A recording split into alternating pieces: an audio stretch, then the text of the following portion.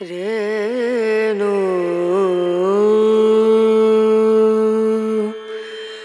রনা রনা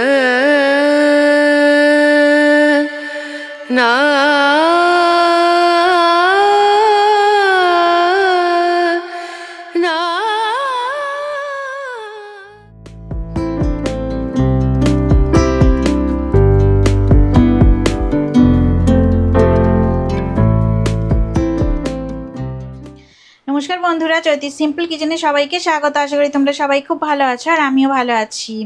বড়দের প্রণাম আর ছোটদের ভালোবাসা জানিয়ে আমি আমার রেসিপি এখন থেকেই শুরু করলাম। তো এই দেখো, আমি রেড ক্যাপসিকাম বা রেড বেল পেপার আর গ্রিন কালারের ক্যাপসিকাম আর পেঁয়াজ এইভাবে ডুমো করে কেটে নিয়েছি। তো এইগুলো এখন আমি তেলে ভেজে নেব। আর কি রেসিপি করব তোমাদের সাথে সবটাই শেয়ার করব। তোমরা স্কিপ করো না, ভিডিওটা দেখতে থাকো, দেখবে নিশ্চয়ই তোমাদের ভালো লাগবে। তো এই দেখো, আমি এখন সাদা তেলের মধ্যে bell pepper, red bell pepper, green capsicum আর ডুমো করে কাটা পেঁয়াজ দিয়ে দিলাম। আর দেখো, আমি একদম মিডিয়াম ফ্লেমে রেখে করছি রান্নাটা।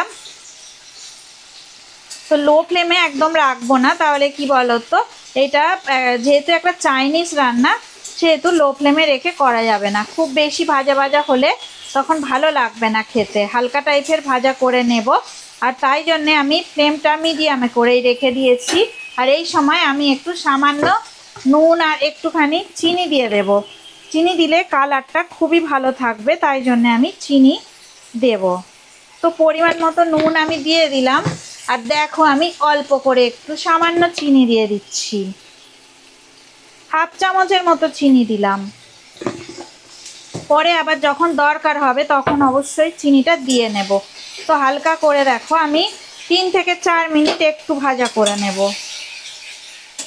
কেউ স্কিপ করো না, ভিডিওটা প্রথম থেকে শেষ পর্যন্ত এই রেসিপিটা দেখো, তোমাদের ভালো লাগবে।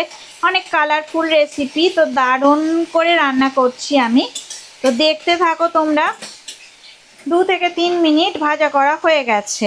এইবারে দেখো, আমি টুকরো করে কাটা পনির নিয়ে নিয়েছি। তো এইটা 300 গ্রামের মতো পনির আছে। তো পনিরগুলো আমি দিয়ে দিলাম।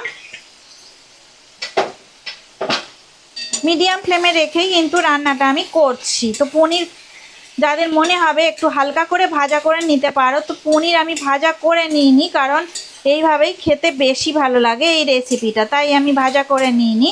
তো এইভাবে দেখো, আমি কাঁচা পনির একটুখানি টস করে নিচ্ছি, যতক্ষণ না পর্যন্ত গন্ধটা চলে যায় ততক্ষণ একটু টস করে নেব। এবার আমি 1 চামচ আদা রসুন বাটা দিয়ে দিলাম। দেখো, এই যে দিয়েছি আমি আদা রসুনের পেস্ট দিয়ে আমি ভালো করে নাড়াচাড়া করব। 2 থেকে 3 মিনিট এইভাবে নাড়াচাড়া করব। এবার গ্যাসের ফ্লেমটা মিডিয়ামে করেই রেখে দিয়েছিলাম, এবার হাই ফ্লেমে দিয়ে দেব। আর তারপর কি কি দেব সেটা অবশ্যই তোমাদেরকে দেখাবো, তোমরা দেখতে থাকো। তো এই দেখো, আমি কাঁচা লঙ্কা এইভাবে কেটে নিয়েছিলাম, দিয়ে দিলাম। লম্বা করে কাঁচা লঙ্কা দিয়ে দিলাম।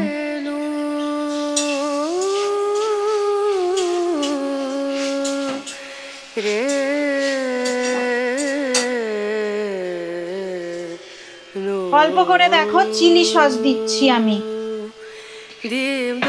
আর দেব দেখো হোয়াইট ভিনিগার, একদম সামান্য ভিনিগার দিলাম, কারণ বেশি টক হয়ে গেলে তখন আর ভালো লাগবে না খেতে। তো সমস্ত কিছু আমার দেয়া হয়ে গেছে। এইবার একটু টমেটো সস দিয়ে দেব। রেসিপিটা অবশ্যই তোমরা বাড়িতে একবার হলেও ট্রাই করবে, দারুণ লাগে খেতে। আমি 2 চামচের মতো টমেটো সস দিয়ে দিলাম। টমেটো কেচাপও দিতে পারো তোমরা। দারুণ রেসিপিটা, একবার হলেও ট্রাই করে দেখতে পারো। ফ্রাইড রাইস, পোলাও দারুণ খেতে লাগবে সব কিছুর সাথে। এইবার দেখো, আমি জলে গোলা কর্নফ্লাওয়ার দিয়ে দিচ্ছি। আমি 1 চামচের মতো কর্নফ্লাওয়ার নিয়ে জলের মধ্যে গুলিয়ে দিয়েছিলাম। তো 1 চামচ, বড় চামচের 1 চামচ। তো এইভাবে আমি দেখো রান্নাটা সম্পূর্ণরূপে করে নিলাম।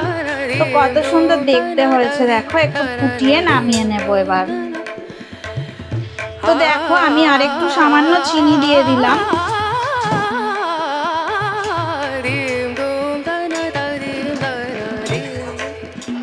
যেহেতু সোয়া সস দিয়েছি সেহেতু বেশি নুন দেওয়ার দরকার নেই, কারণ যেটুকু নুন দিয়েছি ওতে হয়ে গেল। একদম রেসিপিটা রেডি হয়ে গেছে।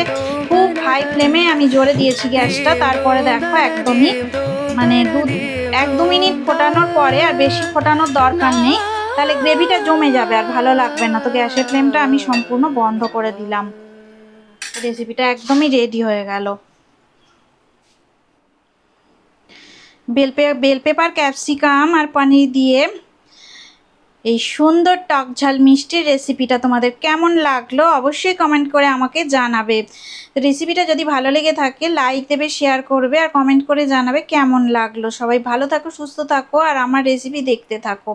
ততক্ষণ ধরে রেসিপিটা দেখার জন্য সবাইকে অনেক অনেক ধন্যবাদ। আজকের মতো টাটা। পরে আবার নতুন রেসিপি নিয়ে তোমাদের সামনে আমি আবার চলে আসবো। আর তোমরা ভালো ভালো কমেন্ট করো, আমার পড়তে খুব ভালো লাগে, তাই বলছি ভালো ভালো কমেন্ট করো। আর পুরনো বন্ধুদের তো অনেক অনেক ধন্যবাদ। আর যারা নতুন বন্ধু আছো তাদেরকে সাবস্ক্রাইব করার অনুরোধ রইল আমার চ্যানেলটাকে। আজকের মতো তাহলে টাটা।